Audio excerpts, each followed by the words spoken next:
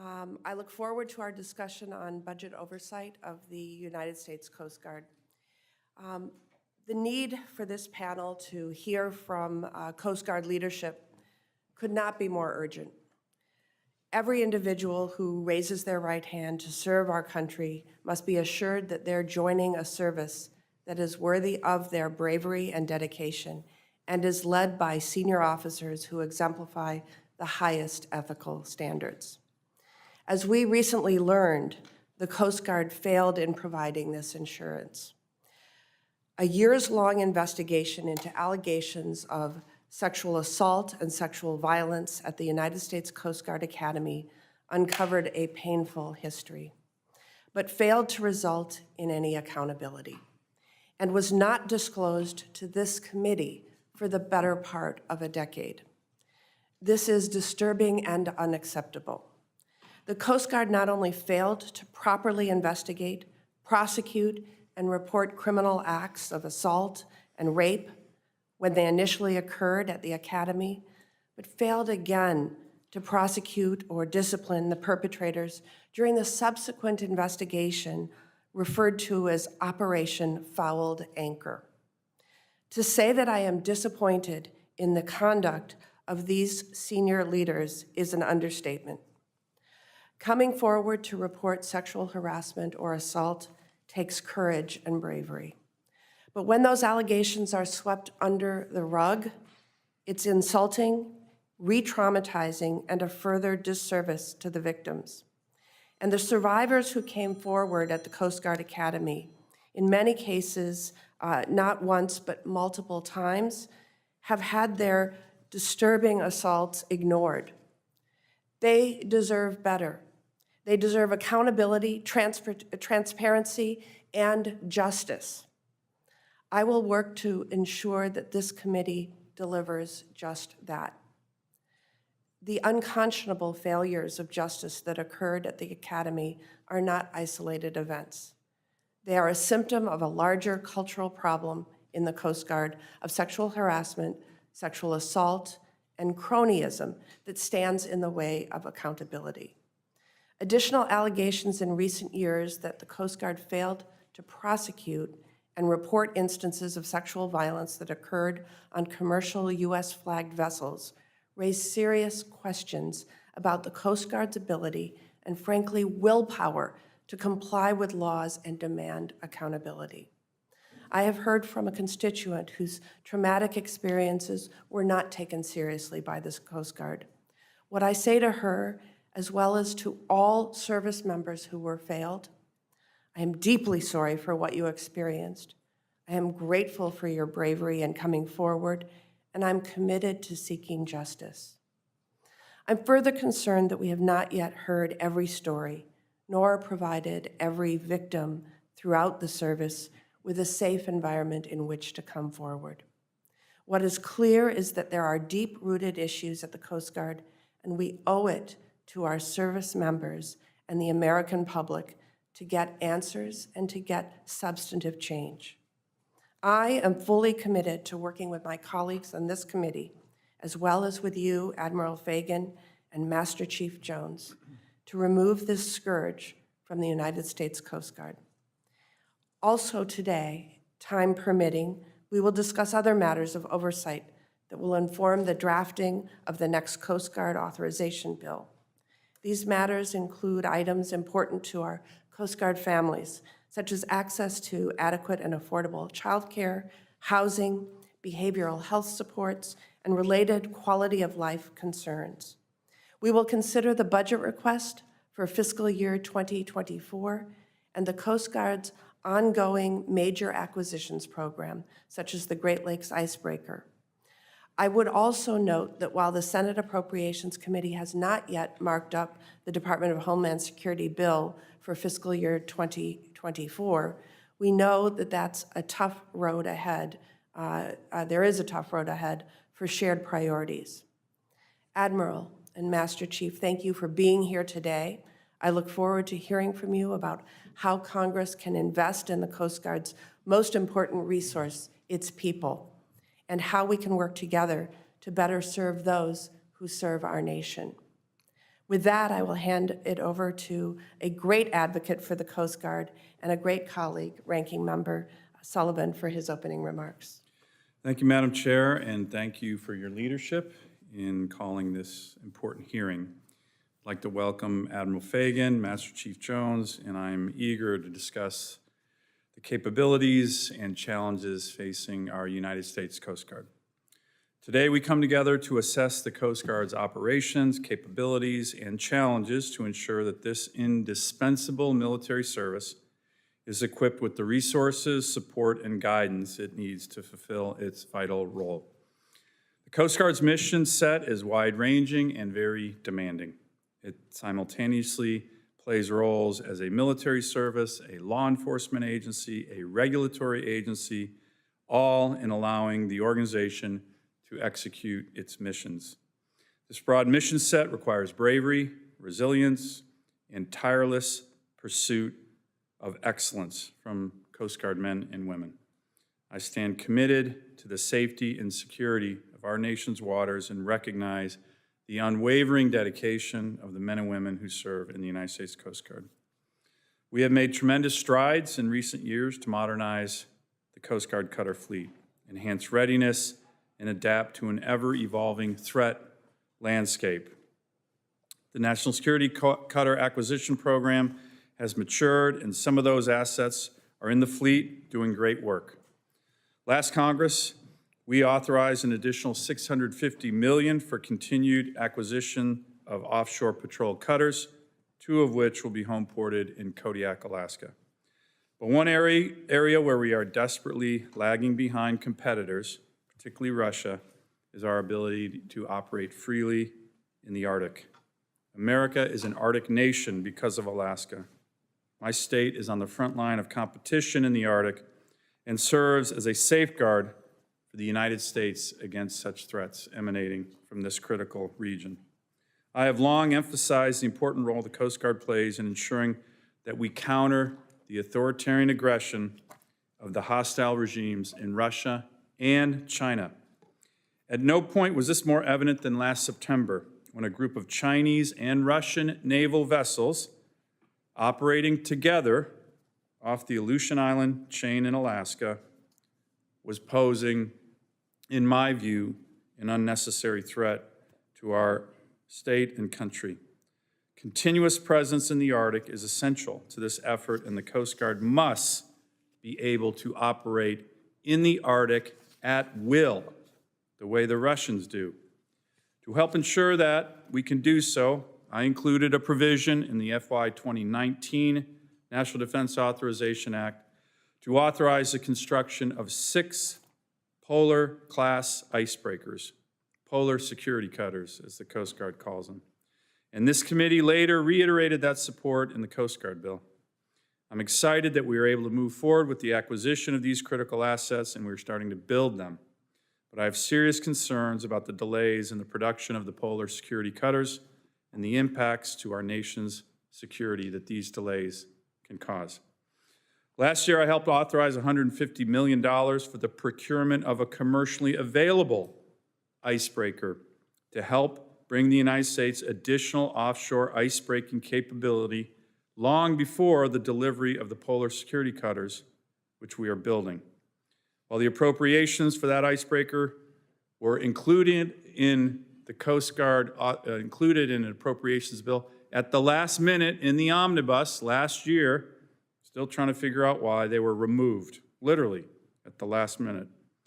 I'm confident that we will secure the funding for the Coast Guard to purchase this much-needed icebreaker in FY 24.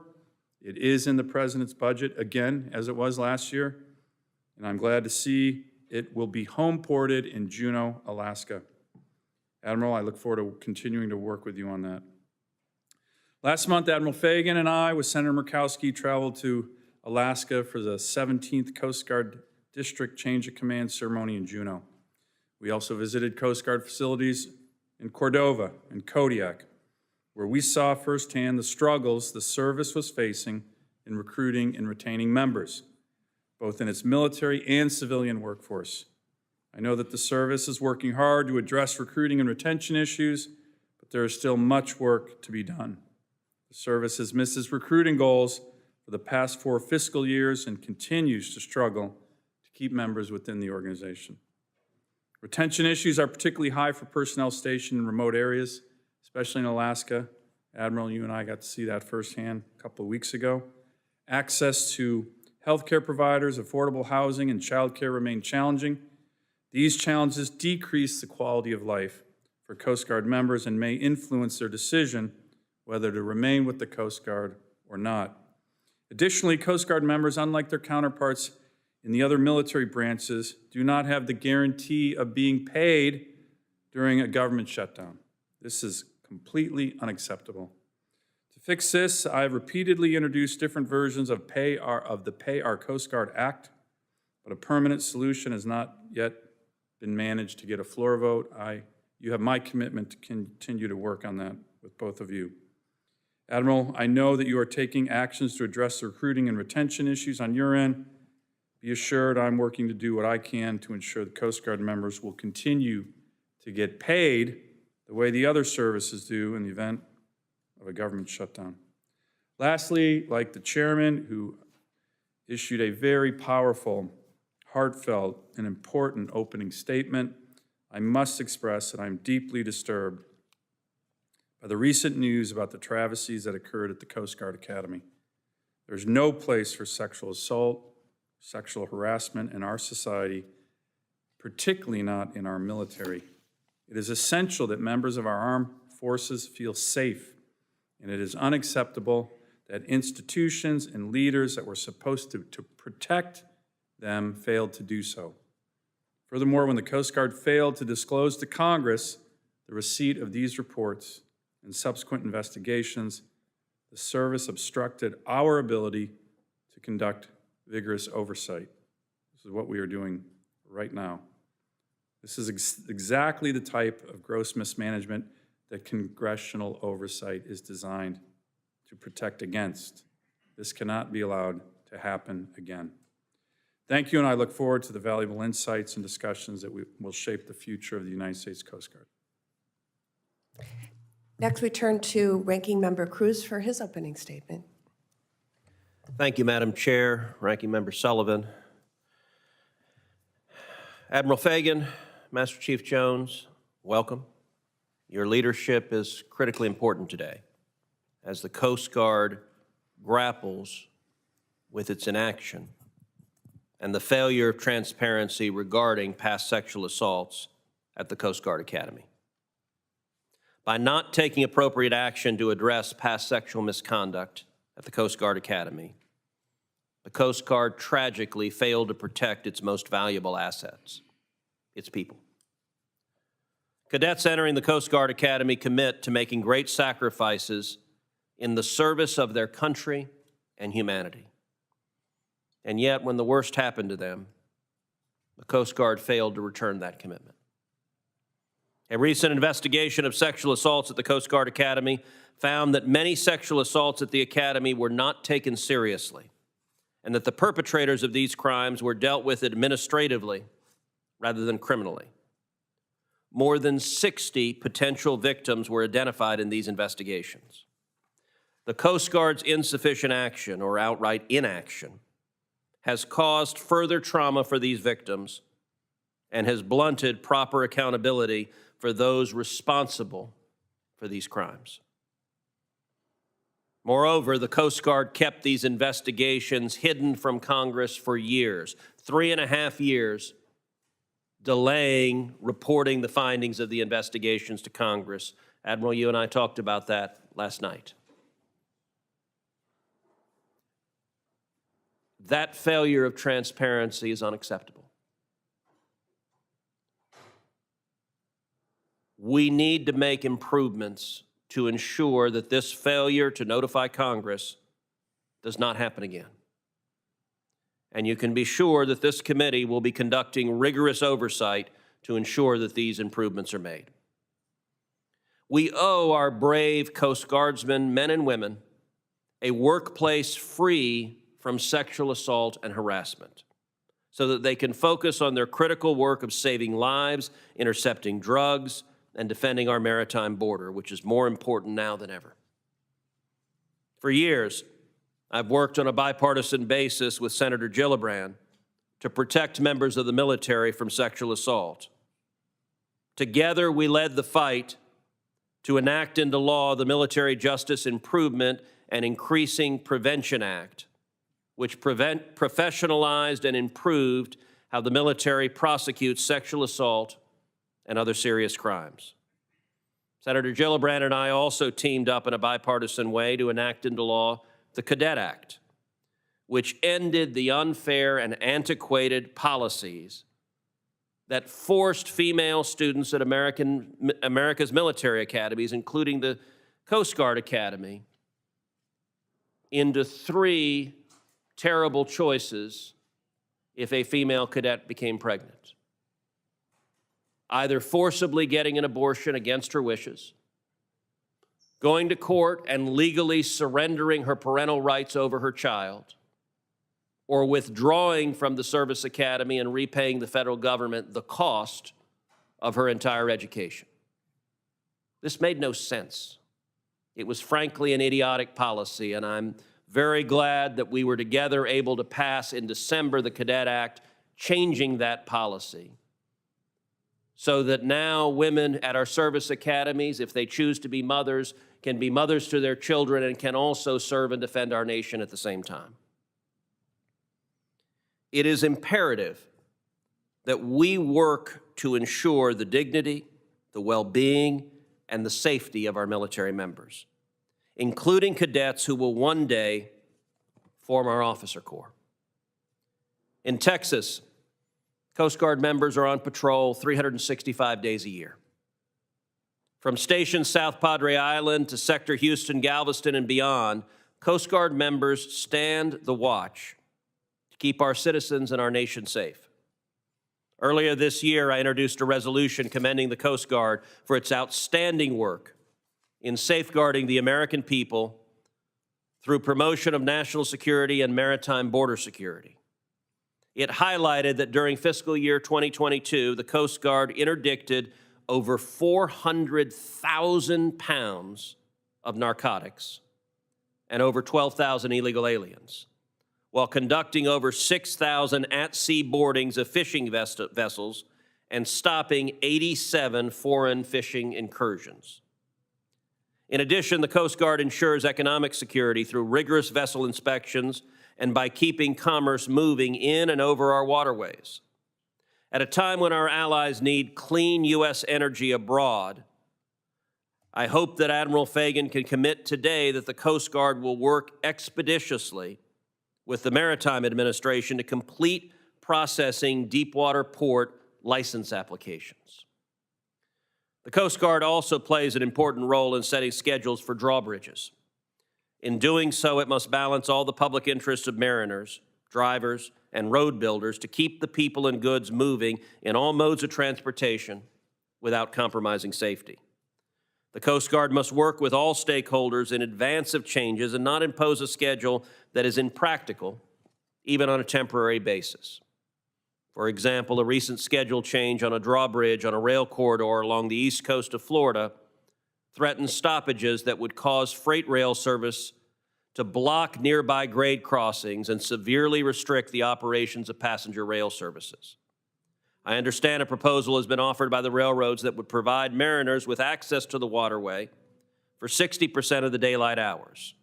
The Coast Guard needs to promptly adopt a workable schedule that recognizes all the stakeholders to give certainty to the mariners, the railroads, and their customers. I look forward to working with Admiral Fagan and Master Chief Jones to ensure that the Coast Guard continues its critical mission to safeguard our national security, our economy, and our way of life. We will now turn to our witnesses for their opening testimony, starting with Admiral Fagan and then to Master Chief Jones. We will include your full testimony in the record of this subcommittee, so if you can keep your summary of those remarks to 5 minutes or less, that would be appreciated. Admiral Fagan. Thank you. Good morning, Chair Cantwell, Chair Baldwin, Ranking Member Cruz, Ranking Member Sullivan, and distinguished members of the subcommittee. Thank you for the opportunity for Master Chief Jones and I to testify today, and I thank you for your continued support of the Coast Guard, and thank you for accepting my written testimony into the record. The world is changing at a pace that is constantly accelerating, and our commitments to protect, defend, and save grow every day, and demand for the Coast Guard at home and abroad has never been greater. On behalf of the Coast Guard, I thank you for your continued advocacy as we support our workforce and their families, recapitalize our fleet, and build vital shore infrastructure. Before taking your questions, I want to touch briefly on each of these critical areas. There are many factors that go into recruiting and retaining the world's best Coast Guard, and one of them is offering a safe work experience free from harassment, bullying, assault, and retaliation. And in that regard, I want to address recent news reports of our failure to respond properly to sexual assaults that occurred at the Coast Guard Academy from 1988 to 2006. As you're aware, in 2014, we launched an extensive investigation into incidents alleged to have taken place during that time. The investigation grew from a single complaint to ultimately over 60 cases. And we took action in each of these cases in which we had jurisdiction and informed individual victims of our findings. We did not disclose the investigation or its findings to you, depriving Congress of opportunity to conduct proper oversight. In June 30th, Master Chief Petty Officer Jones and I sent a message to the entire Coast Guard workforce, acknowledging our failure and articulating the need to act. And I request that that message be accepted into the hearing record. I again apologize to each victim, survivor, their loved ones. We failed to provide the safe environment that every member of the Coast Guard deserves. And again, I apologize to the committee for our failure to notify. Our service and our academy have made much progress, incredible amount of progress, yet work remains to be done. This week, I initiated a 90-day accountability and transparency review of the service, led by a flag officer, to ensure we have a culture where everyone is safe and valued, and we are creating transparency and accountability. As Commandant, I'm committed to improving our prevention efforts, prompt and thorough investigations into reports of sexual assaults and harassment, accountability for perpetrators, compassionate support to victims, and full transparency with Congress and the American people. More broadly, our service must adapt our overall talent management system to a changing world. Like all military services, we are experiencing a workforce shortage that threatens readiness and our ability to serve the American people. This year, we introduced groundbreaking new talent management policies that make it easier for our workforce to continue to serve. Today, we're recruiting at the fastest pace we've seen in the last 4 years, but we must do better.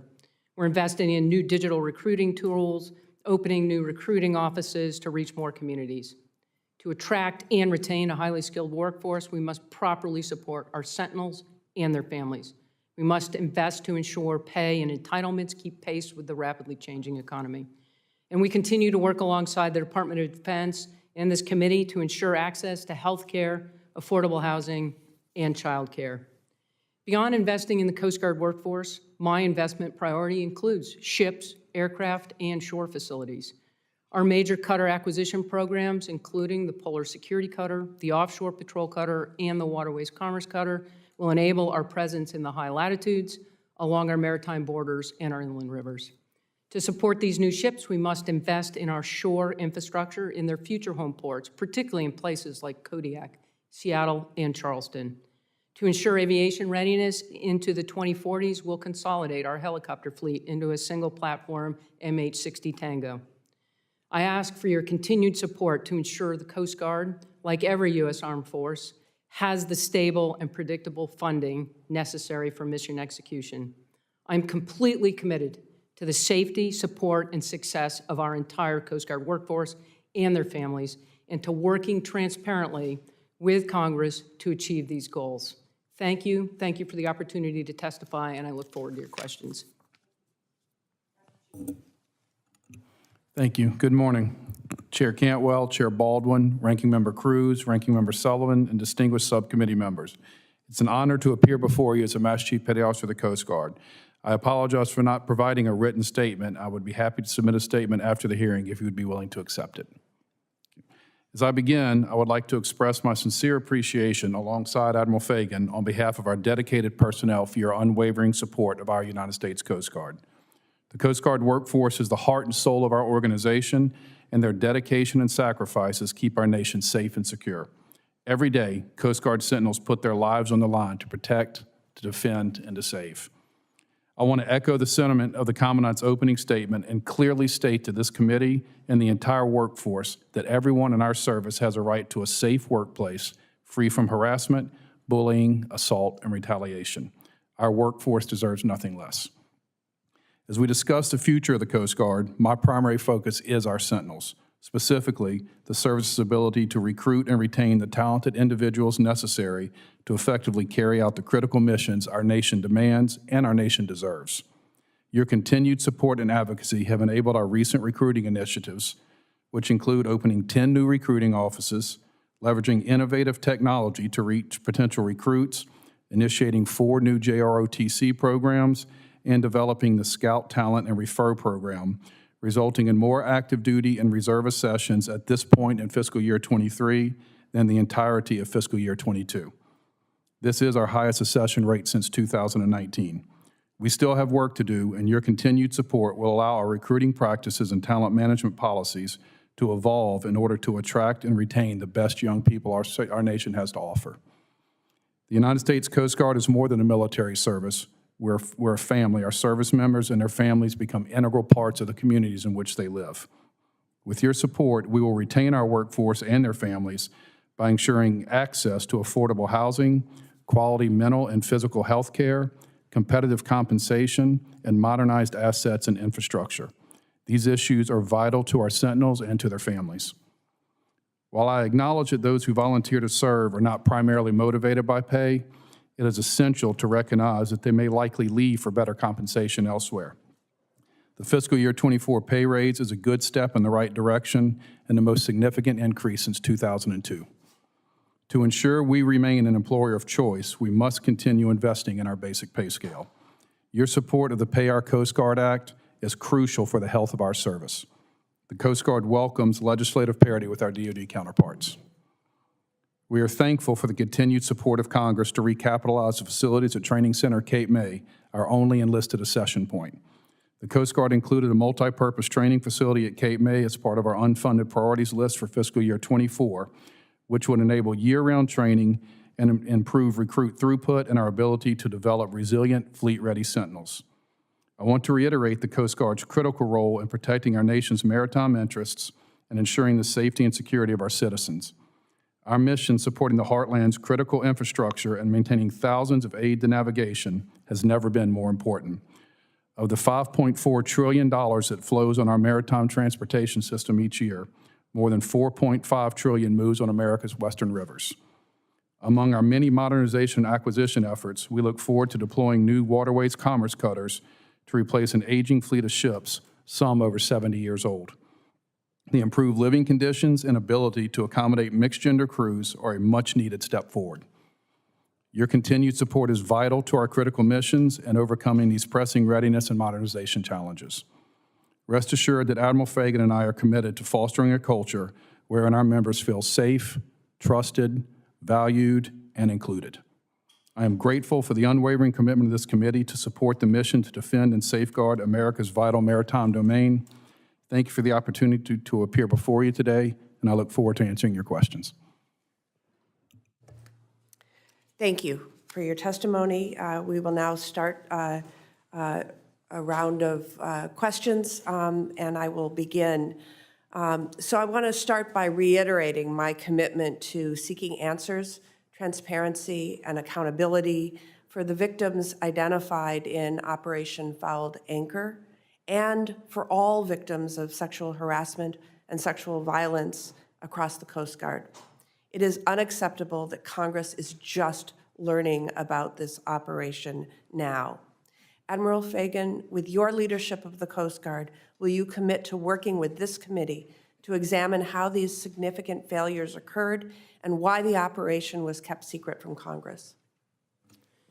Thank you. I am 100% committed to this committee with regard to transparency, accountability, in bringing the service forward The investigation that started focused on sexual assaults, historic sexual assaults at the Coast Guard Academy, represent a broader challenge for the service and for the Academy, and I am committed to bringing that work forward and being accountable to you and the committee as we work to improve the service so that everyone in the Coast Guard has access to a workplace and a work experience that's safe, respectful, free from sexual assault, harassment, bullying, hazing, retaliation, and that we have the full transparency and accountability that's needed to ensure that culture occurs. And will you commit to holding accountable all individuals who perpetrated these abhorrent acts and all individuals who either failed to take proper action or who participated in withholding information from Congress?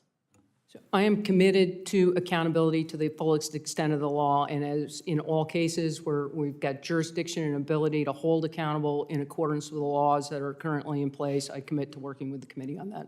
Okay. Admiral Fagan, as you know, Chair Cantwell and I sent you a letter on June 30th requesting all information in the Coast Guard's possession with respect to this operation with the deadline of tomorrow, July 14th. Admiral, can I expect a timely, complete, and fully transparent response? Yes, Senator, you can expect a timely and complete response. We will have that draft to you and your team by tomorrow. Thank you. During the course of Operation Fouled Anchor and since the completion of Operation Fouled Anchor, has the Coast Guard pursued any punitive or administrative actions against any of the subjects identified in the operation? For those subjects that we had jurisdiction over, we did pursue accountability. The 90-day initiative that I've just shared with you will begin to fully look at how we are ensuring accountability in reports of sexual assault. We have made an incredible amount of progress as a service since the time frame of Operation Fouled Anchor. Investments in policy, in survivor support. We've stood up a special prosecuting office this summer to ensure that we're aligned with the other military services. But it's clearly not good enough, and we are going to get after the work that is necessary to ensure, again, transparency, accountability across the range of sexual assault, harassment, retaliation, and bullying. And with regard to those who are identified survivors, what behavioral health or other support services were provided to those survivors identified during Operation Fouled Anchor? The investigatory effort associated with Fouled Anchor was extensive. It was deliberate. I'm confident that within that body of work, we have been in full contact with the survivors. We continue to offer support, mindful of the need to protect their privacy, as they, experience the trauma again as a result of some of the reporting. But they have been fully offered survival services. We have invested in victim survivor services as an organization, continue to invest in. I expect we will have additional victims and survivors come forward in the weeks and months to come, and we are prepared to provide services to those individuals as well. I want to now turn my attention to our enlisted members of the Coast Guard. While the focus of Operation Fouled Anchor was the Coast Guard Academy, these findings leave me concerned that similar failures may be affecting our enlisted members during basic training at Cape May or elsewhere across the service. Master Chief, what can you tell the committee about how the Coast Guard holds perpetrators of crimes accountable at the Coast Guard Training Center? And do you believe there are adequate supports in place to assist survivors and sufficient safeguards in place to ensure reports do not get swept under the rug? Thank you, Senator. Similar to the comments that the Commandant made, we pay the same level of attention to our enlisted accession sources in Cape May. If and when anything were to come forward, we fully investigate. We fully focus on the victims, the survivors, to ensure that they have the same level of support that has grown and increased over the years to ensure that they have the support they need to get through this. And I commit to the committee that the same thing that applies at the Coast Guard Academy, we look to get better every day and strive for perfection every day. We make those same efforts at our enlisted training centers. Thank you. Senator Sullivan. Thank you, Madam Chair, and I want to follow up on this questioning to begin with. Just as I mentioned in my opening statement, the Coast Guard Academy's handling of the sexual assault allegations in the 1990s is deplorable, unacceptable, and can't happen again. The fact that the organization knew that this had happened years ago but didn't tell anyone is also unacceptable. Admiral, I want to commend you for your June 30th message to all Coast Guard members. I'd like to submit that for the record. Without objection. And one of the things that you mentioned in that message to all Coast Guard members is that, and I think this is important, the investigation occurred between 1988 and 2006. Is that correct? Sexual assaults were not being appropriately handled at the Coast Guard Academy when they were reported. And then importantly, in the statement and in your statement today, and even in the questioning you just answered from the chair, you mentioned over the past several years we have made major improvements to our policies regarding sexual assault, and you list a number of them. I'm not going to have you list them all here, but I think that's important for people to understand that in the last several years you have made important strides. Can you commit to the committee as part of this hearing to submit for the record a very detailed listing of all of these major improvements? I'm not going to have you do it now, but I do think it's important for the committee and more importantly for members of the Coast Guard to know that and have confidence in that. Can I get your commitment to do that? As just consider that a detailed question for the record here. Yeah, I commit to providing all of that to the committee. As much detail as possible. Let me ask again, on the issue of the prosecution of sexual assault and sexual harassment out of the chain of command, as you know, that issue has been something we have been debating on the Armed Services Committee, on which I sit for almost a decade. I want to commend Senator Gillibrand in particular for her leadership on that. Has the Coast Guard undertaken similar actions, and were you required to by law, or was that another instance where the DOD had something different from the Coast Guard, but you've done it anyways? Your statement mentions that you're doing it, but I'd like to know the legal and statutory basis for doing that, and how is that going? So the National Defense Authorization Act that required the stand-up of the special prosecuting attorney offices applied to the Department of Defense, not us. We have moved. Not you. It did not apply to us. Okay. We have moved to do exactly that. We have, last year we selected a one-star admiral. That office is being stood up in Portsmouth, Virginia. We're staffing it. This year it will be up and fully functional and provide complete alignment with the intent with regard to appropriate handling of sexual assault cases in the military. And it's been a significant effort, but it's exactly where we need to be as a service to ensure that we're taking reports of sexual assault seriously and that they're being appropriately adjudicated and prosecuted within the UCMJ. So you did that even though you weren't required to under the law the way the Department of Defense was? We did it because it's the right thing to do to ensure as a military service that we're meeting the needs of our members. I think, Madam Chair, it's an issue we should probably look at whether or not we need to legislate just to establish that the way the other services have done. And then one more thing, and I think it's very important, and I know you've already said it, but it's really important for this committee. Can I get your assurances that this type of investigation will never again be withheld from the Congress? Yeah, I fully commit that the not reporting this investigation is inconsistent with my commitment to transparency, my respect for the oversight that this committee appropriately exercises over the organization. I am committed to bringing the organization forward and ensuring that we've got the appropriate culture of transparency and accountability and are responsive to the committee. Thank you. Let me turn to another topic that you and I have talked a lot about that I know matters to you. It certainly matters to me. It matters to our country, and that's the Polar Security Cutter Acquisition Program, the commercially available icebreaker to fill the gap. This is an issue that I think every American should care about, whether you live in Florida or Texas or Alaska. We are an Arctic nation, as I mentioned. The Russians currently have over 50 icebreakers and are building more. 50. Some of which are nuclear powered, many of which have serious weapons on them. And we have 2, and 1 is broken.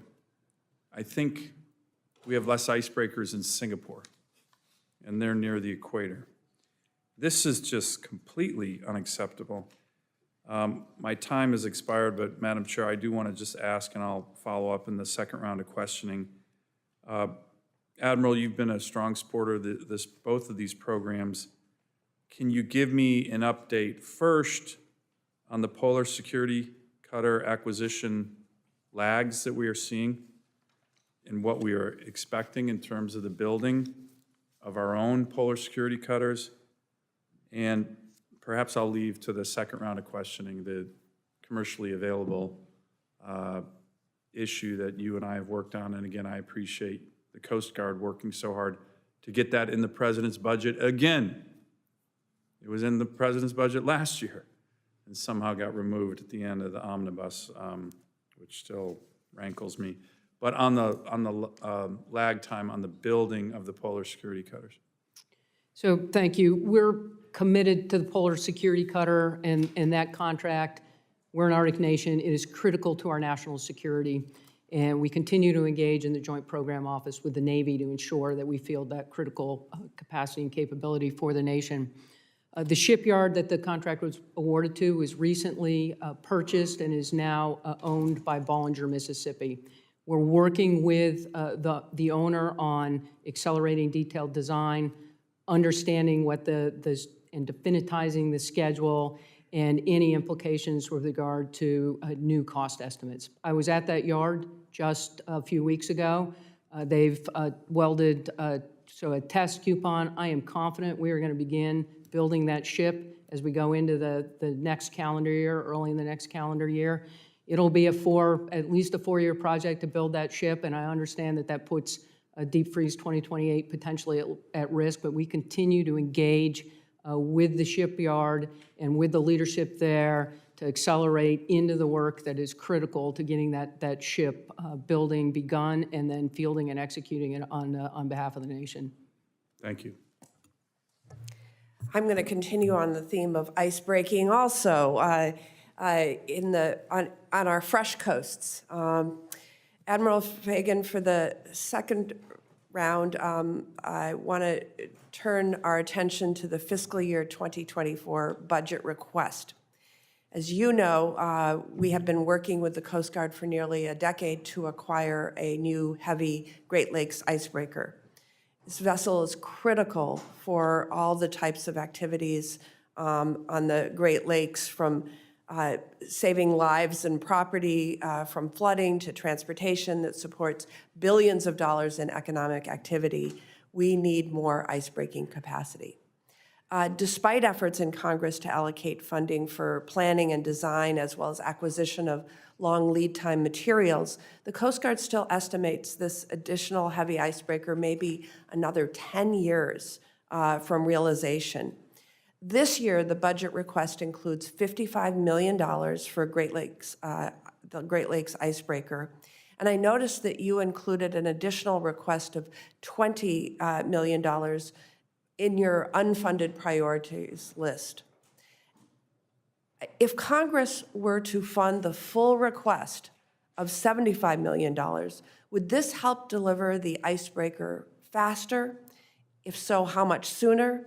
Does the Coast Guard have proposals for the committee to consider to accelerate the acquisition process and progress for the Great Lakes icebreaker? Thank you. We continue to make progress on the Great Lakes icebreaker, and I remain committed to fielding that critical capability into the Great Lakes. The economic benefit to year-round access is just essential to the economic well-being of the country. We've made progress. We've moved through the first phase of acquisition and are moving, into the next design phase.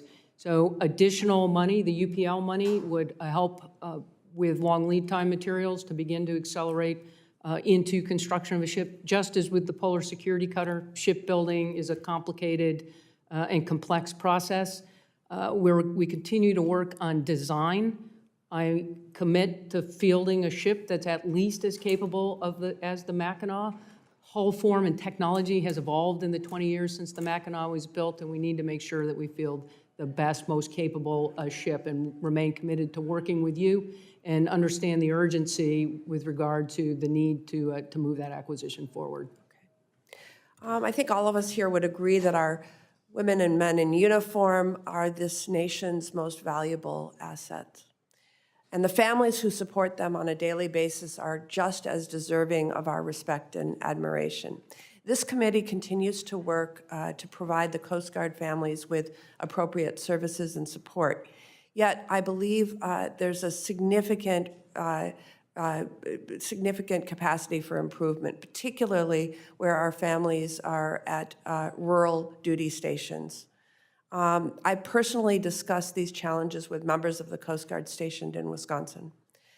Based on their feedback, I secured an authorization in last year's bill that would expand access to childcare options by permitting the Commandant to implement a childcare subsidy program that includes off-post daycare centers, family home daycare providers, and in-home providers. Admiral Fagan, can you please provide the committee with an update on this program and whether you require additional authorities or funding appropriations for full implementation of this program? Thank you, and I want to thank the committee and you for your continuing support to ensure that our families have access to childcare. And diversifying that access has been very well received to the workforce. And so the subsidy program has been exceptionally popular. It allows families to decide between, in locations where we have a brick and mortar Coast Guard operated child care center, they may use that as an option. They can use child care centers in the economy where they're located, and the subsidies are particularly helpful with that. And we continue to move to ensure then that we're able to incorporate in-home healthcare access as well. Child care it comes up at every unit the Master Chief and I visit. It is critical to the resiliency and readiness of the force, and look forward to continuing to work across the spectrum of access for child care with the committee and yourself, and appreciate that support. Thank you. Thank you. And Master Chief Jones, as the senior enlisted advisor, you're in an excellent position to know what challenges impact service members and their families on a daily basis. I'd like to give you an opportunity to inform the committee of any additional quality of life items you wish to raise on behalf of members of the Coast Guard. What else can we do in this area? Thank you for the question, Senator. As the Commandant said, everywhere we travel, we hear about its access to affordable and quality housing, mental, physical health care, access to child care, the things that will allow our Sentinels to ensure that their families are taken care of so they can focus on the mission at hand. That is a true force multiplier. And while that is the common theme anywhere we go in our Coast Guard, they have the unique different challenges depending upon the area where they are. And just with the child care being a great example of the flexibility. Some places the brick and mortar child care, some places the subsidies. What works one place doesn't always work somewhere else. So we just truly appreciate the support of the committee for those flexibilities in those areas so we can meet the needs of our members and their families. Thank you. Senator Sullivan. Thank you, Madam Chair. Let me go back, Admiral, to the issue of all the icebreakers. I think, can you commit to this committee to give let's call it a every 6 months update on the Polar Security Cutter and the Great Lakes Security Cutter that you just mentioned? I think it would be good to have regular updates on those acquisitions and building programs. No, I commit to providing regular updates. Thank you. Okay. Let me turn to the commercially available. This was the idea started in the Trump administration. This committee was supporting it. The Biden administration continued it. The idea of purchasing a commercially available icebreaker to fill this gap. In the 2022 Coast Guard Authorization Act, we authorized the transfer of NOAA land in Juneau to the Coast Guard, which the Coast Guard would use to home port the commercial icebreaker once it's purchased in addition to other activities. Can you provide an update on the NOAA land transfer in Juneau that will support home porting an icebreaker, and perhaps give a timeline more broadly on, assuming we get the appropriation this year for that purchase, what would you see as kind of the timeline? I know we have other infrastructure needs. I can confidently say between this committee and the Appropriations Committee that we will be able to support what the Coast Guard needs for that. But finally getting an icebreaker in America's Arctic is going to be really important, not just for Alaska, but for America. As I mentioned, we are getting, in terms of strategic competition and great power competition in the Arctic, it's not even close. We need presence. We need ships. We need icebreakers in particular. Yeah, I am 100% committed to the commercially available icebreaker, and when appropriated, we look forward to operating that vessel on behalf of the nation. Once the appropriation is made and we're able to procure the icebreaker, and you alluded to it, right, there will be some initial work that needs to be done on the vessel to bring it to an initial operating capacity and allow us to begin operating it in the Arctic. And we're working to understand cost for life cycle cost and maintenance cost with regard to that vessel, and we'll continue to work in the committee as we work to field that critical capacity needed now for the nation. We are working through the real property acquisition discussions. I can provide with you a timeline as to where we actually are with regard to the property in Juneau. As you know, we saw it recently on our trip up there, and look forward to providing the committee with the timeline and financial support needed to ensure that we've got infrastructure in place to operate an icebreaker in the high north. Great. Well, just keep us posted. We want to stay ahead of that on this committee. We don't want to be the ones behind on that. Let me ask another question. The 2022 Coast Guard Authorization Act contained a key provision from my Arctic Focus Act directing the Coast Guard to report on the ability to conduct a transit of the Northern Sea Route and periodic transits of the Northwest Passage. What are the capabilities of the Coast Guard to make a Northern Sea Route transit, and what lessons can be learned from the recent Northwest Passage transit? So we continue to operate the icebreaking capacity we have. Healy, our medium icebreaker, will depart, or has departed, or will depart Seattle shortly for another transit through the high latitudes and Arctic. Lessons were learned from her last transit, which was a complete circumnavigation, and happy to provide you and your staff with any lessons or insights with regard to Healy's recent operations. As Polar Security Cutter comes online, it'll obviously create more opportunity and capacity for that kind of presence and learning opportunity as we operate more persistently in the high latitudes. Great, thank you. Let me ask, turning to another acquisition program. The Coast Guard has done much to recapitalize its fleet over the last 15 years. I want to compliment the Coast Guard. The National Security Cutters and the Fast Response Cutters are performing way above expectations and are doing great work for this country. However, the OPC program is significantly behind schedule. Can you provide an update to that, Admiral? And are you confident that the recent timelines that you have put forward on OPC delivery, including the two, which, as I mentioned, will be home ported in Kodiak, are coming online soon enough? And again, the NSCs and the Fast Response Cutters are doing a great job, and perhaps you might want to touch on that as well. Yeah, thank you. The national security cutters have been we've been operating them for 10-plus years now and have been incredibly capable ships. And you know that we are able to periodically operate the national security cutters in the Bering and other locations, just providing great capability and presence. Fast response cutters, same kind of increased capability and capacity. And you know, we'll have fast response cutters. We have fast response cutters operating in the state of Alaska. The offshore patrol cutter that Argus is OPC-1. We have experienced some delays in the launch of OPC-1. There was a shafting issue that's resulted in a delay of several weeks, and we believe Argus will be launched by the end of this year, and that's a likely year delay in delivery date. OPC and Polar Security Cutter are my two top acquisition priorities. They're absolutely essential to the nation.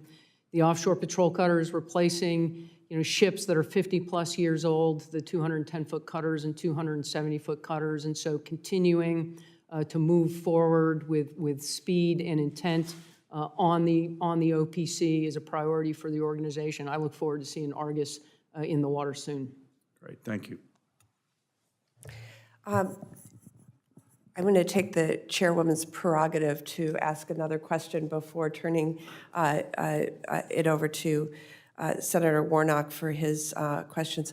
I will have to depart for an appropriations markup, and we'll turn the gavel over, but let me just do a couple additional questions before I depart. There is an angle to the Operation Involved Anchor that I failed to ask you about earlier that I want to just make sure that I don't leave aside. And that is, we've talked about the perpetrators who've been identified, we've talked about the victims, but we haven't really talked about the Coast Guard leaders who ignored some of the information they were collecting. And so, according to the Coast Guard, the previous leadership chose not to pursue investigations into other leaders with knowledge of sex crimes who failed to investigate, and in some cases failed to prosecute offenders. According to the CNN reporting, in some cases, leaders insultingly disciplined sexual assault survivors for lewd acts. So, Admiral, in one case, I understand a Coast Guard attorney responsible for providing legal advice to Coast Guard leaders recommended that a rape case be referred to a hearing under military court. The attorney advised that failing to do so is, quote, tantamount to declaration of an open season on women. Yet, the Coast Guard's own investigation found that Coast Guard leadership did not heed that lawyer's advice and failed to refer the case to court-martial. So again, we've talked about the victims, we've talked about the perpetrators, but how will the Coast Guard respond to an egregious lapse in justice like the one that I just described?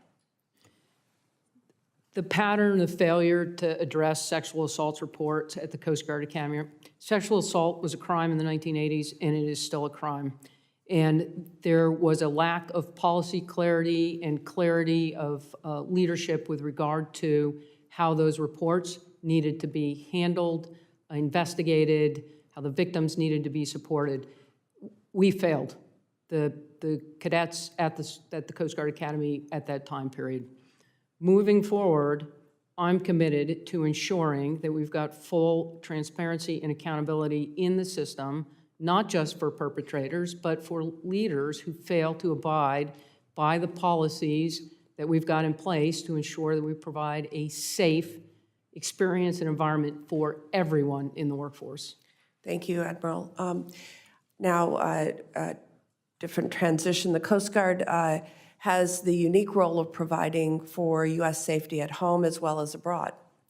In light of increasing competition in the Indo-PACOM theater of operations, Senator Schatz and I sponsored a provision in last year's Coast Guard bill that directed a collaborative study of the Coast Guard's resourcing needs with respect to operations in the Western Pacific. Additionally, I supported the fiscal year 2023 provision of funding to select an existing cutter to relocate to the Pacific Theater, tasked specifically with Indo-Pacific operational support. So Admiral, can you please describe for your increasing presence in Indo-PACOM and focusing on opportunities for the Coast Guard to support the President's Indo-Pacific strategy for a free and open Indo-Pacific, and on resources you require to continue this work? Thank you. The demand for your Coast Guard has never been greater, and it's certainly true in the Western Pacific as we operate national security cutters, fast response cutters based out of Guam, and there's opportunity for us as a nation to make additional investments in the Coast Guard that creates increased presence, partnership, and capacity building.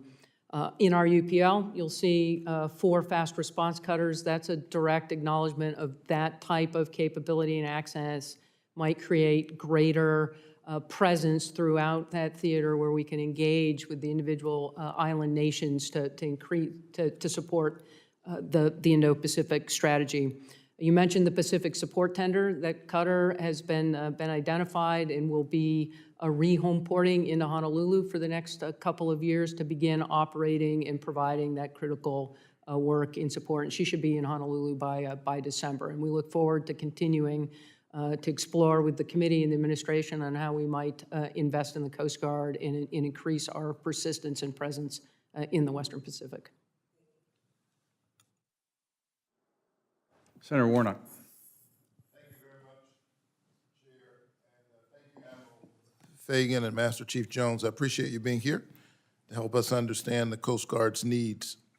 As you know, Georgia is proud to be home to more than 500 Coast Guardsmen located across the state, including at 4 stations located in Tybee Island, Georgia, Savannah, Georgia, my hometown, Brunswick, Georgia, and Kings Bay.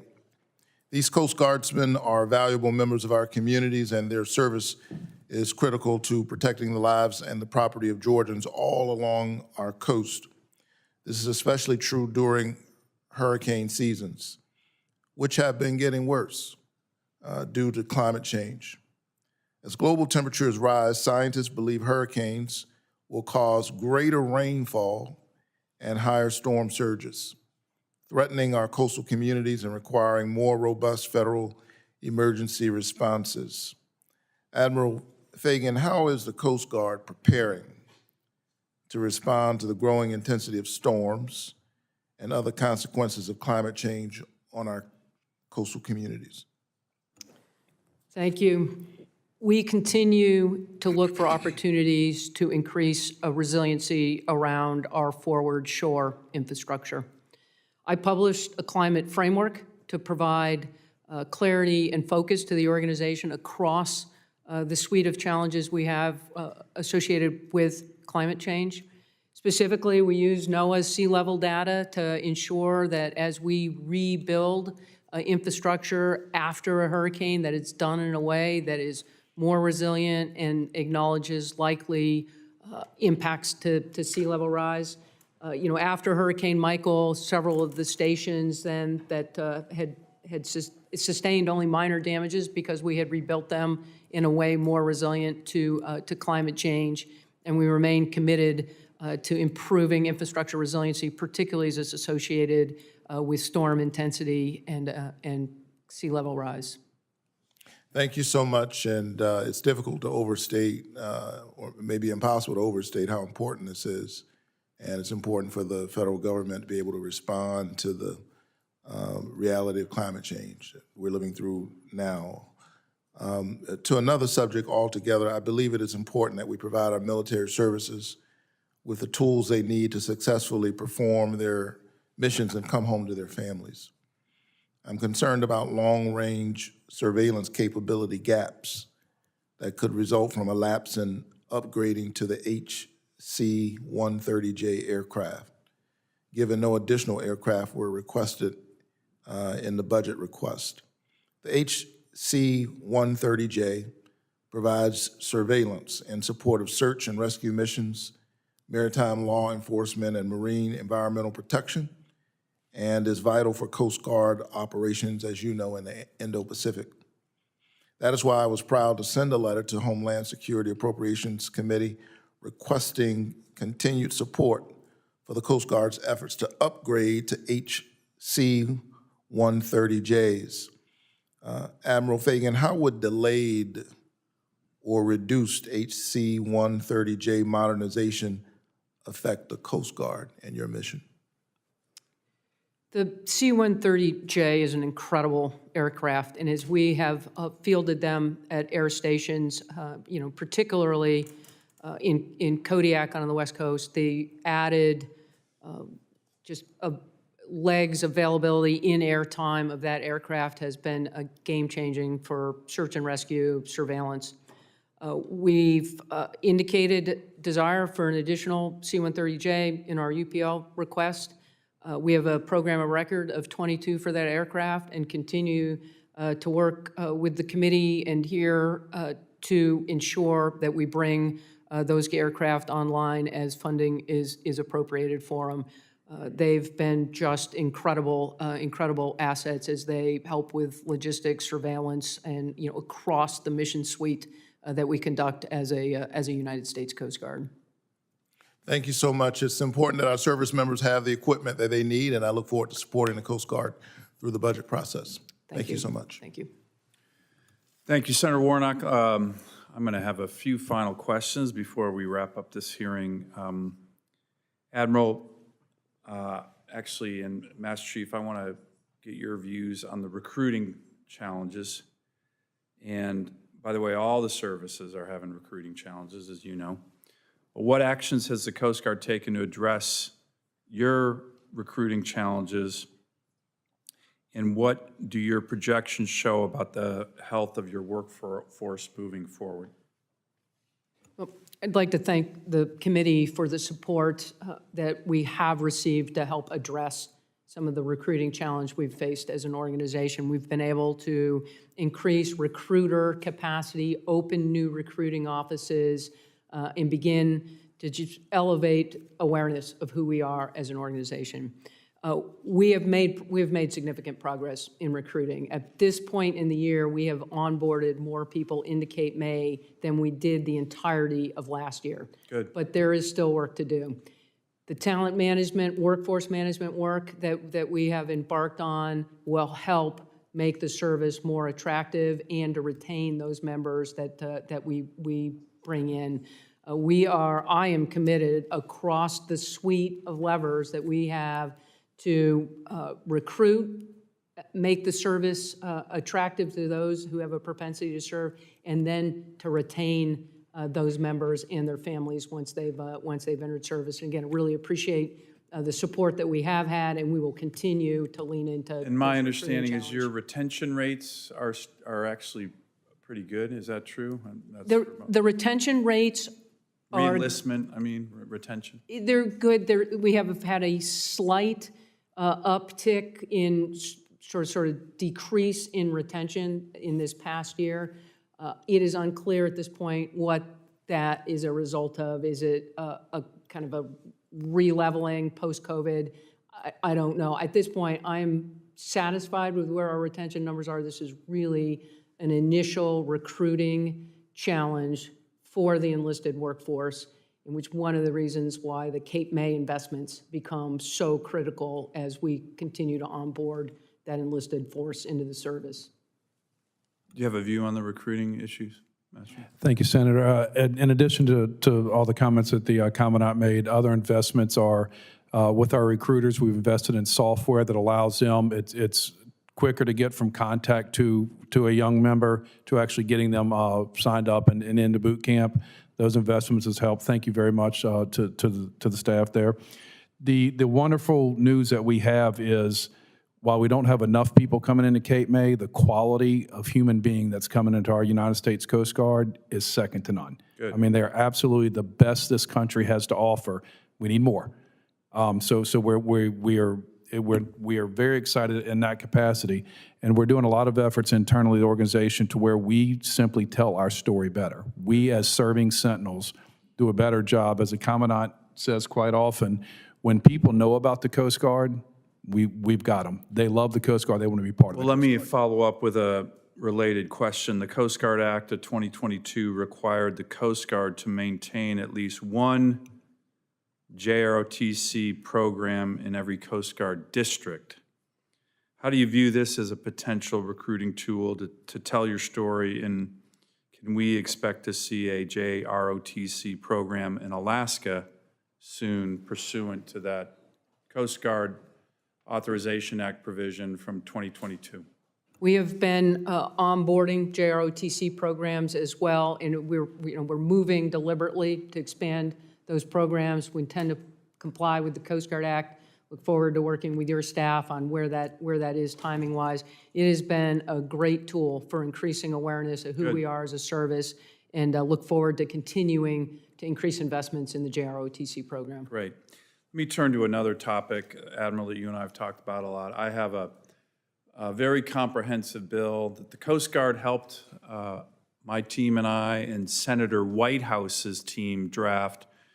It's called the Fish Act, which is all about going after IUU fishing and the importance of combating IUU fishing as it relates to sustainable fisheries, but also, let's face it, strategic competition with the Chinese Communist Party, which directs these gray fleets that ravage fisheries throughout the world. Oftentimes, countries in Latin America or in Africa, the only recourse they have to even trying to combat these Chinese fleets is assistance from the United States Coast Guard. Can you tell this committee the importance of that issue as it relates to our fisheries, but also strategic competition with China? I'm trying to get our Fish Act marked up here in the Commerce Committee soon, and I want to get a sense from you how you think that's an urgent issue. And I want to thank the Coast Guard for helping my team and Senator Whitehouse's team draft a lot of that bill. Illegal, unreported, unregulated fishing is a global issue. Several years ago, the Coast Guard published an IUUF strategy to bring focus and alignment to the global scourge that is IUU fishing. We have worked to provide leadership across regions where IUU fishing is occurring.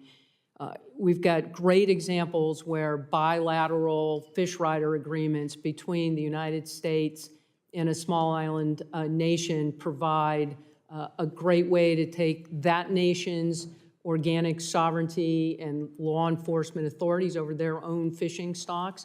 That person comes onto a Coast Guard cutter, and we are able to help them provide a presence and, again, enforce their own sovereignty and protect their natural resources. We continue to engage, across the globe with other Coast Guards and navies to work to bring regional alignment to IUU fishing. It's a sovereignty issue, it's a theft issue, and left unchecked, it erodes the norms of maritime governance, and it needs to be addressed. Let me end here with two questions relating to Alaska shipping, and then I see our chairman is here as well, which is welcome. Can you give me an update on the Waterways Commerce Cutter Program, and more specifically, the home porting decisions for the replacement for your inland buoy tenders, one of which happens to be located in Petersburg, Alaska, and I've worked with your predecessors on making sure Petersburg has coverage. That's a really important community in my state, a great fishing community that's also been very supportive of the Coast Guard over the years. The Waterway Commerce Cutter is a critical acquisition for the nation. The cutters that we will replace with that acquisition program, some of them have been in service 70-plus years, that we owe our workforce in the maritime transportation system updated, current, modern waterway commerce cutters. And we'll continue to work forward with that acquisition to field those. And I've got a sense of urgency around the need to replace that capacity. We'll come to you and your staff with regard to we're still working through the phasing and home port decisions and laydowns as those ships come online, and happy to provide you details on. Okay, that's an important community in my state to continue a Coast Guard presence. So I'd like to get details from you, Admiral, and your team on that one as it relates to Petersburg. And then second, you and I talked about this when we were traveling with Senator Murkowski recently, and this relates to the Coast Guard asset in the city of Valdez. In 2021, Valdez was designated a Coast Guard city. As you know, that's not easy to do. You got to meet a lot of important commitments to do that. The city's very proud of that designation. Unfortunately, the city is concerned that the Coast Guard has no plans to replace the U.S. cutter Liberty when it retires in a few years. And as you know, Admiral, since you've spent a lot of time out there, this is a really strategic area for Alaska, but also for America. The Trans-Alaska Pipeline terminates at the Valdez Marine Terminal, and that's a very significant amount of the nation's oil supply. Valdez is the northernmost ice-free port and supplies military munitions to 5 U.S. military bases located in Alaska. The Port of Valdez is a very large salmon fishery, handles close to 70 million in fish exports annually, and the port handles cargo and needed logistics equipment for major gold mines and mining in Delta and Fairbanks, and construction equipment for resource development throughout the state, including the North Slope of Alaska. And perhaps we can discuss this in more detail. I'd like the Coast Guard to look at extending the life of the Liberty in terms of its being ported in Valdez, and look at other replacement options, and maybe some ideas that you have that the city and municipality of Valdez can do to partner with the Coast Guard to get a new vessel. So can I get your views on that? Just you and I have talked about it, but I'd like to get your views. Thank you. And we remain focused to the commitment with regard to the fast response cutters that we're in the process of fielding in Alaska. The fast response cutter is a much more capable vessel than the 87s. The 87s frequently experience, weather limits. As you know, it's a demanding operating environment up there. But I commit to working with you as we continue to look at how we meet our response requirements throughout the state of Alaska, and understand the criticality of Valdez, particularly with the oil terminal in the salmon fishery. But look forward to working with you to ensure that that community has appropriate coverage. Great, thank you. Madam Chair. Thank you, Senator Sullivan, and thank you for anchoring this hearing. I want to thank Senators Baldwin and you for holding the hearing to begin with, and the subcommittee's great work. And as you and I know, the Coast Guard is a critical part of the Northwest economy, the Northwest life, and everything else, and so we value them very, very much. Admiral Fagan, glad to have you here, and Master Chief Jones. I feel like we took 2 giant steps forward with women in the Coast Guard. Giant step forward when Coast Guard realized that 40% of its workforce were women, and said, we got to have the most progressive child care, family leave policy in all branches of military. And then when we were able to vote out your nomination and get you before the full Senate and have you be the first woman as the head of an armed service, there was real celebration from my colleagues. So it is heartbreaking, maddening, frustrating, and intolerable where we are today with this sexual abuse and assault within the Coast Guard. Cannot tolerate the fact that the Coast Guard did not notify us of this.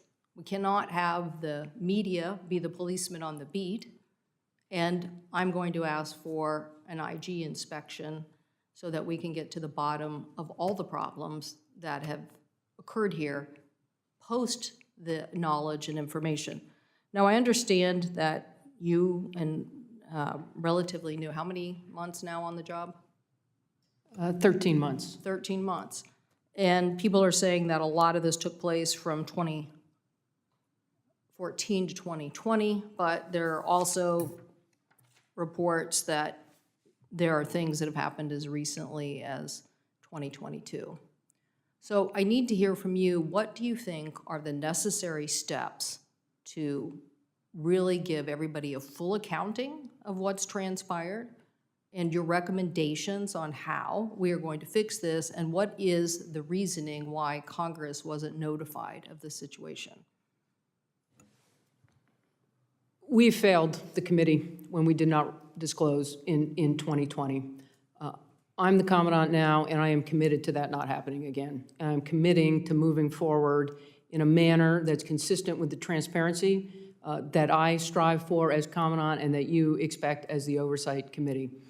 I've initiated a 90-day transparency and accountability review to understand what are the aspects of the culture that have allowed this to occur. It started as legacy sexual assaults that were mishandled at the Coast Guard Academy, but it is clear to me that we've got a culture in areas that is permissive and allows sexual assaults, harassment, bullying, retaliation, that's inconsistent with our core values. It is not the workforce that I want or expect, and we have got work to do. We've made a lot of progress. We are not where we need to be, and that is the work that is in front of us, and I'm taking it up with a sense of urgency. I commit to the committee that I will regularly report on the progress, and we'll work with you as we work to improve the climate for every member of the workforce so that they have a workplace and a workplace experience that's safe and secure, and that this ends.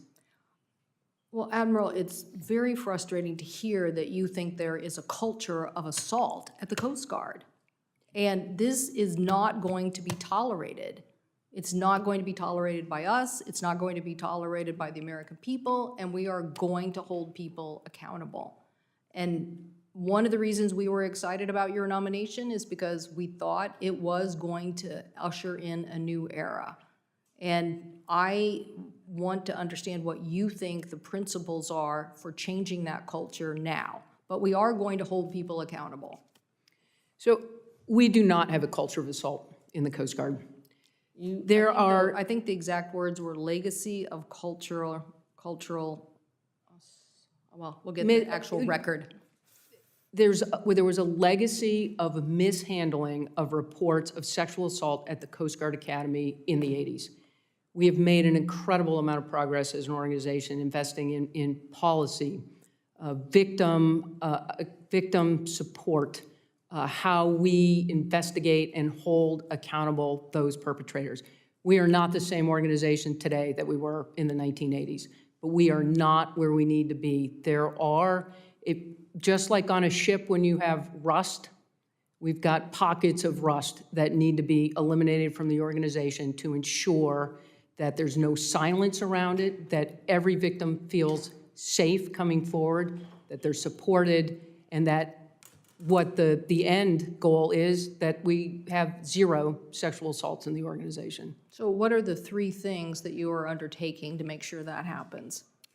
The team that I'm putting together will start with looking at everything with regard to accountability, where we are with the UCMJ, changes in law around ability to prosecute sexual harassment as well as sexual assault, looking at our training system on how we are educating, how we're talking about it, and the full host of levers that we've got as an organization to ensure that we're where we need to be, that the leaders understand their responsibilities, that they move to acknowledge low-level behavior, comments, things that are not appropriate, and begin to create a permissive environment for more egregious activities to go on. And we're going to look at any and all of it and move it forward. We're not where we need to be, despite all of the great work, the establishment of the Special Prosecuting Attorney's Office that we're standing up this summer to move to align with the other military services with regard to how sexual assault will be handled, taking it into a special prosecutor and outside of command lines, but we need to continue to move forward. We're not where we need to be. What do we need to do at the very beginning of the academy to make sure that we're rooting out this kind of behavior? The academy will be part of the review, and there will be specific then tools and levers that we're going to need to use with regard to the academy. I'm going to ask the new superintendent to embark on some of that effort so we can understand exactly where we are with the academy and how do we ensure that that behavior does not continue to occur at the academy. And this is a very different Coast Guard Academy today than it was in the 1980s. The experience that I and many of us had in the 80s compared to the experience that more recently, as you know, my daughter's a graduate, she had, and the new class that's there now, we're light years ahead of where we were, but we're not where we need to be. So what is your understanding of the lack of disclosure to Congress? I don't understand why we did not disclose. When I found out about the totality of the fouled anchor investigation, I directed that we move to begin notifying. And when was that? That was it was when the CNN investigation started asking questions. That was when I first became aware of the totality of the fouled anchor. So did you know about it before, or you just thought it was one or two cases, or what triggered this awareness for you? So I knew generally of fouled anchor, I needed to move to temporarily relieve a commanding officer while I was the PAC area commander. It was one instance, and I knew it was part of a greater body of work, but I did not know the full extent. So when the team said, we've got these Freedom of Information Act requests, and it became apparent to me the deliberation, the effort, the victim advocacy and support that went on as part of that, when I found out the total extent, we moved to disclose. Well, I just want to be clear. If I could pass one bill, the entire Congress, it would be the Cantwell-Bozeman bill that supports journalism, because I think journalism gets us competition, perfect information, and is a watchdog. But that is no excuse for the Coast Guard not having a handle on this, and it's not the way you should receive information. So what is it about your structure that you think you need to change now that you know that all this was below you and you didn't have full visibility to it? Yeah. So this is part of the work we need to do, is understand what was known and how do we ensure this does not happen again. I'm committed to transparency. I'm committed to the committee. I'm going to provide regular updates, reports as we delve in to the body of work that's needed to ensure that we don't have this happen again. And would that include relieving people of positions? I need to understand whether we've got jurisdiction to hold accountability, and there's. Why wouldn't you have ability to hold somebody accountable if they didn't inform you or kept information from reaching the highest ranks? Though I may not have jurisdiction over those that would have been in a position to make those decisions. They may have moved out of the service, and that's all part of what we're working through. Okay, well, I'm still asking for an IG investigation. We had a similar incident, not an incident on sexual assault, but an incident where 4 young firefighters lost their lives. And we very much appreciated the Forest Service looking at what went wrong. But we could see that the previous fire, the same things went wrong, and then no one culturally implemented them. So we're going to get third party involved here to make sure that we have the oversight, the evaluation, and that Congress has transparency into the situation and what we need to do. So I could go on to ask you other questions, but I don't think so. I don't think I have the stomach to ask you other questions about the Coast Guard budget. This is such a serious matter. We have to fix it. I think those 2 giant steps forward need to be real steps forward. I don't know if my number was correct on 40% of your workforce being women today. Is that? It's 40% at the Coast Guard Academy. The overall number in the force is probably closer to, it varies by rank, anywhere from 10 to 25%. Okay, so what does that mean? We're taking in 40% and not graduating them, or is that? So at the Coast Guard Academy, the intake and graduation percentage is a great news story, and it's a very different Coast Guard Academy than what it was in the 80s. The class we just onboarded, I think, was 43% women, the largest number of underrepresented minority males. It is an incredible academy. These are great young Americans, and policy and access to reporting and care has improved dramatically, but we have work to do.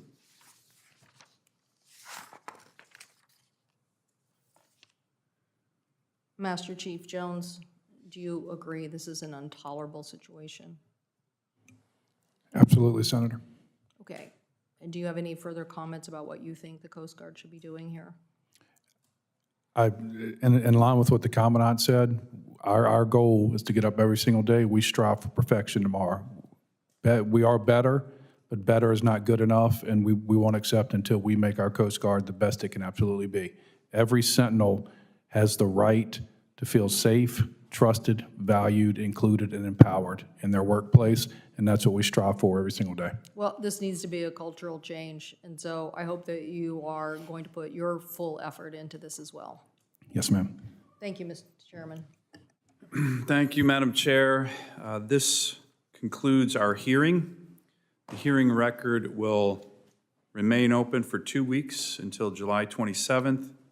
Any senators who would like to submit questions for the record should do so by July 27th. We ask that your responses be returned to the committee as quickly as possible and in no case later than 2 weeks after receipt. Again, I want to thank you, Admiral, Master Chief, for your testimony today. And I want to once again, on behalf of the U.S. Senate, please make sure you're telling the men and women of the Coast Guard how much we appreciate their outstanding efforts keeping our country, our fishermen, our coasts, so many Americans safe. Such an important service, the Coast Guard, and you have our commitment to always be strong supporters of the U.S. Coast Guard. That concludes the hearing.